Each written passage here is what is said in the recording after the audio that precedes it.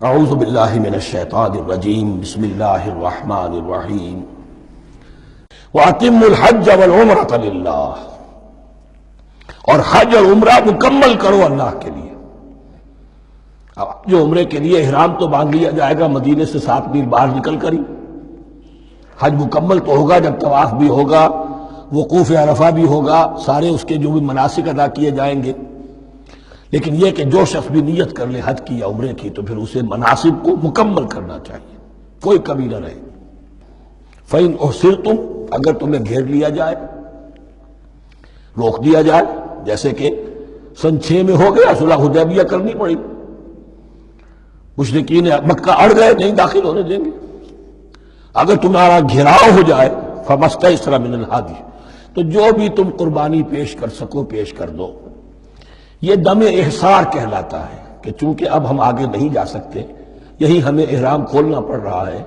تو دم احصار، یہ خون، یہ جو جانور اللہ کے نام پر ہم دے رہے ہیں، یہ اس کی ایک طرح کا کفارہ ہے۔ وَلَا تَحْلِقُوا رُؤُوسَكُمْ حَتَّىٰ يَبْلُغَ الْهَدْيُ مَحِلَّهُ، اور اپنے سر اس وقت تک نہ موڑو جب تک کہ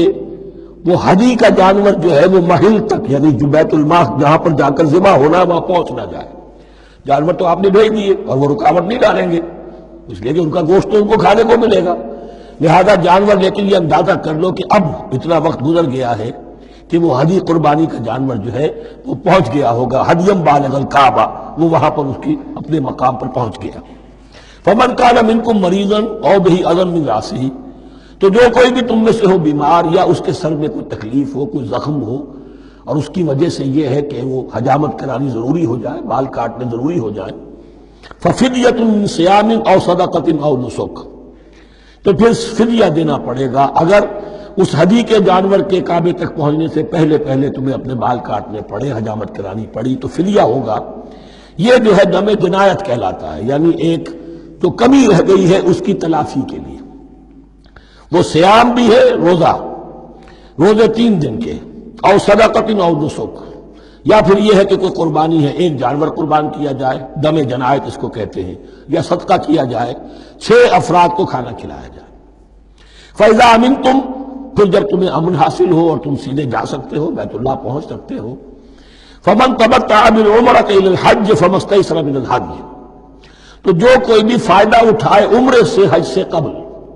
فَمَا اسْتَيْسَرَ مِنَ الْهَدْيِ، تو وہ ایک اور قربانی پیش کرے جو بھی اسے میسر ہو۔ اب یہ سمجھ لیجئے کہ حضور کی بعثت سے پہلے عرب میں رواج یہ تھا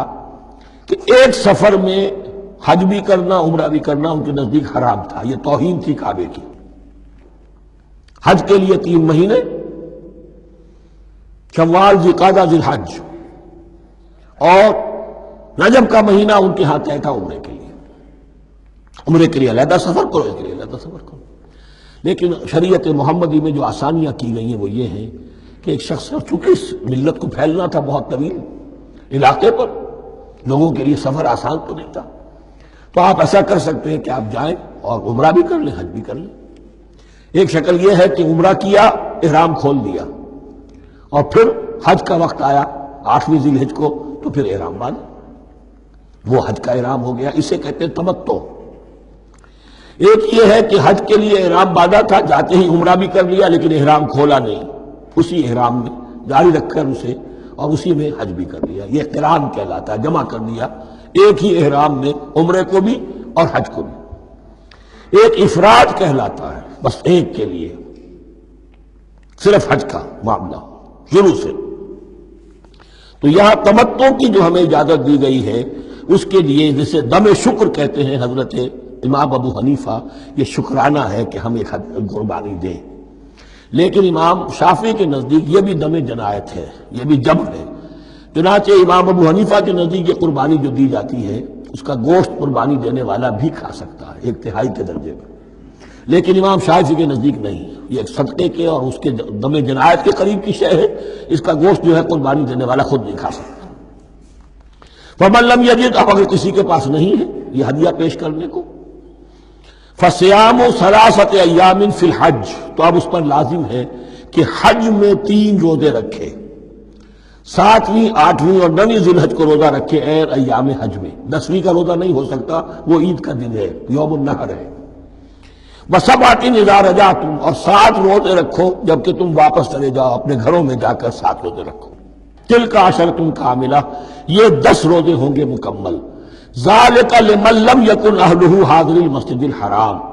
لیکن یہ رعایت کہ حج اور عمرہ ایک ہی سفر میں کر لیا جائے اور ایک ہی احرام میں کر لیا جائے یا 2 احراموں میں کیا جائے، یا یہ کہ ان دونوں کو جمع کرنے کی شکل جو ہے، یہ ایک رعایت ہے کن کے لیے؟ ذالک لمن لم یکن اہلہ حاضر المسجد الحرام، جس کے اہل و عیال مسجد حرام کے قریب نہیں رہتے، دور سے آ رہے ہیں، تو ظاہر بات ہے کہ ان کے لیے رعایت ہوگی۔ واتقوا اللہ، اللہ کا تقوی اختیار کرو، وعلموا، اور جان لو، ان اللہ شدید العقاب، یقیناً اللہ تعالی سزا دینے میں بھی بہت سخت ہے۔ صدق اللہ العظیم۔